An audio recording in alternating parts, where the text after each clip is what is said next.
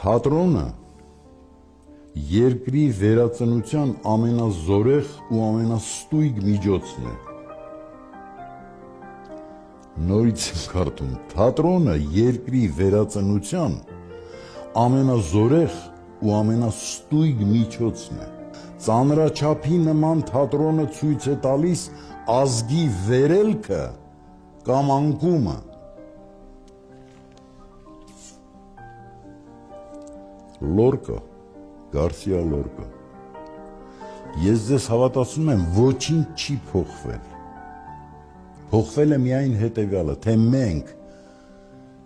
այս պատասխանատվությամբ, այս լրջությամբ ենք մոտենում թատրոն հասկացողությանը, թե որոշենք, որ